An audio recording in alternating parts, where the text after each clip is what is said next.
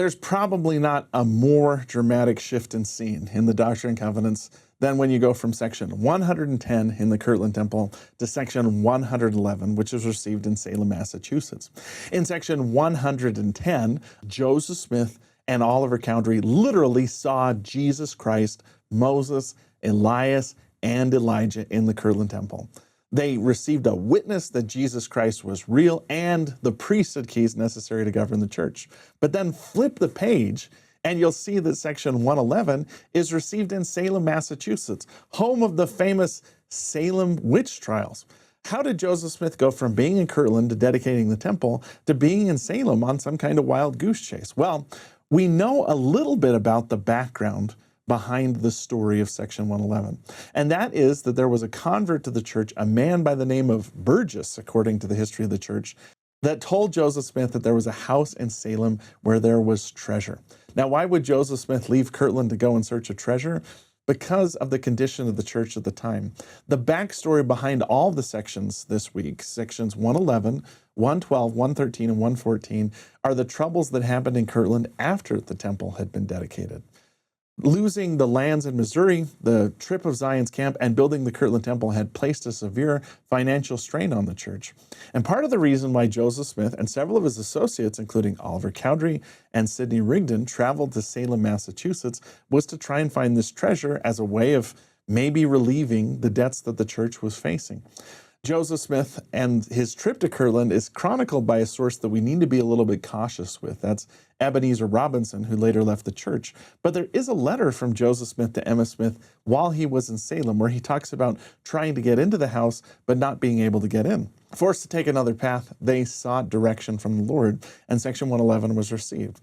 The Lord in section 111 of the Doctrine and Covenants very carefully and tenderly rebukes them for going on the trip, but also tells them that there's much to be gained now that they're in Salem itself.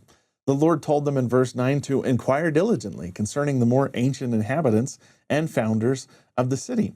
And Joseph Smith and his associates spent 3 weeks in Salem learning about the history of the city, its founding by the Puritans, its relationship to the American Revolution, and several other historical items. They visited Bunker Hill, the site of one of the most important battles of the American Revolution. But probably the most moving moment to Joseph Smith was when they visited a Catholic school that had been burned down just a few years before because of religious persecution. Local Protestants in the area who didn't like Catholicism had attacked and burned down this school, killing several people along the way. Joseph Smith looked over the burned and charred remains of this school and thought about religious persecution. He later wrote, "When will man cease to war with man and wrest from him his sacred right of worshiping his God according as his conscience dictates?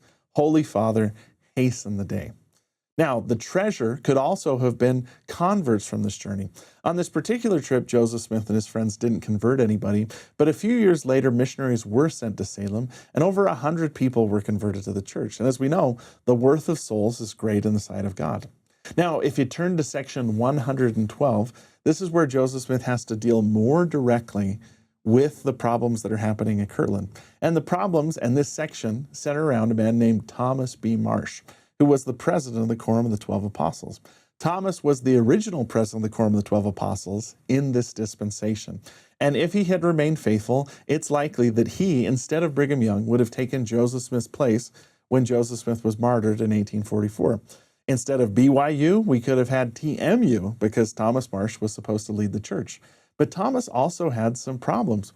He was caught up in some problems that were happening in Kirtland surrounding the Kirtland Safety Society, which was a bank that Joseph Smith and his fellow church leaders set up to try and alleviate some of the church's debt and also assist members of the church in Kirtland to have funds to purchase farms and build homes. The Kirtland Safety Society opened in the winter of 1837 and almost immediately ran into trouble.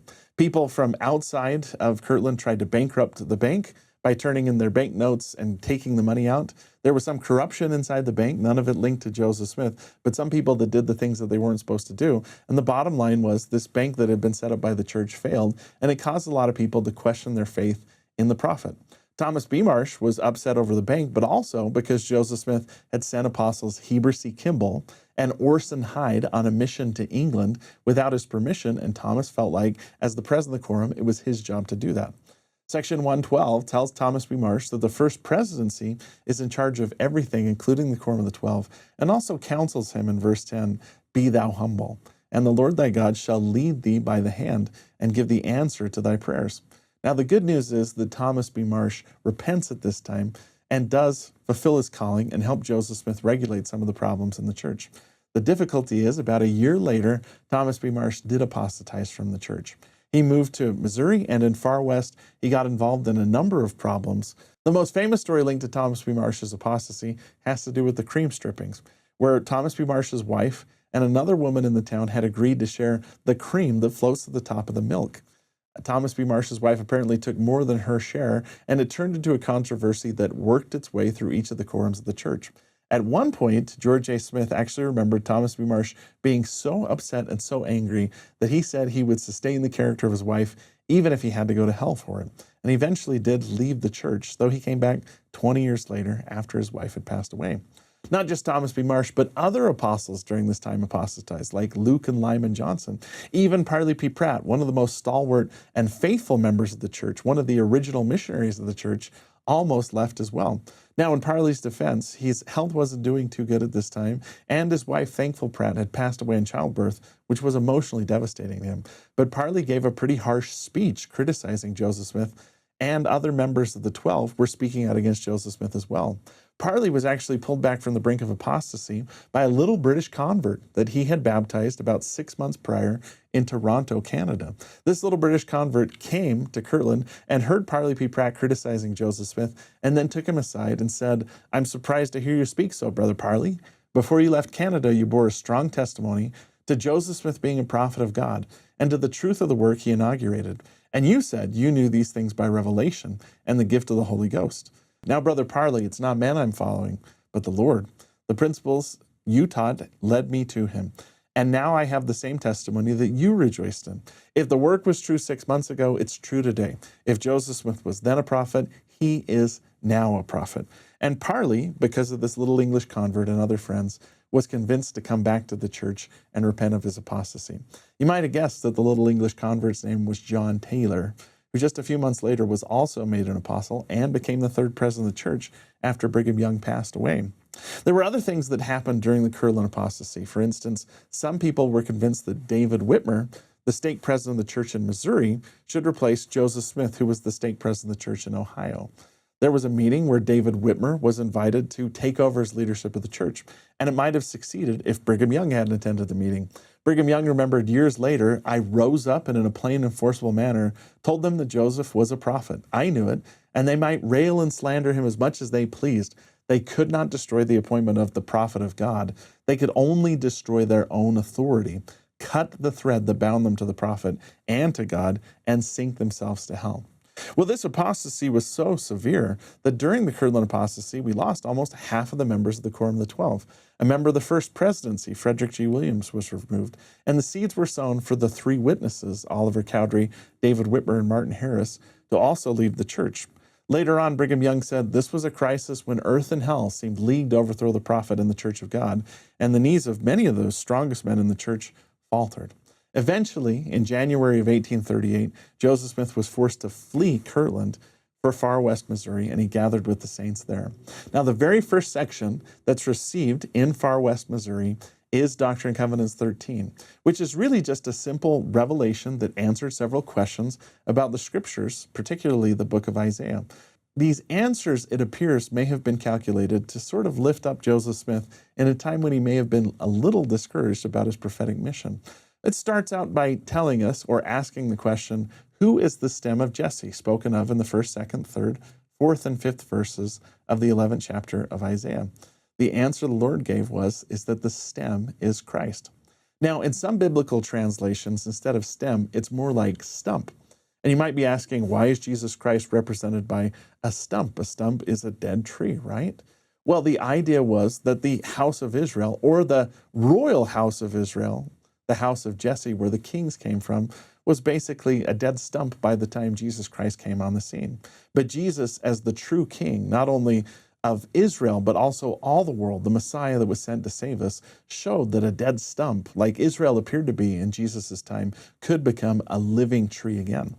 The second questions asked were, what are the rods spoken of and the root of Jesse spoken of in the 11th chapter of Isaiah? Rod could also be translated as sprout. It's like a new branch coming out of that dead stump. And the root, you know what a root is, goes down into the earth. The Lord both times identifies both the rod and the root as a servant in the hands of Christ. So not Jesus Christ himself, but someone who's partly a descendant of Jesse, as well as of Ephraim, or of the house of Joseph, on whom there is laid much power.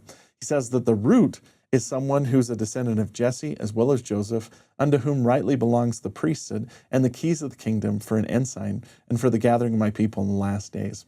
Now, we don't have an absolute answer as to who the rod and the root are, but the most likely answer is that it's Joseph Smith.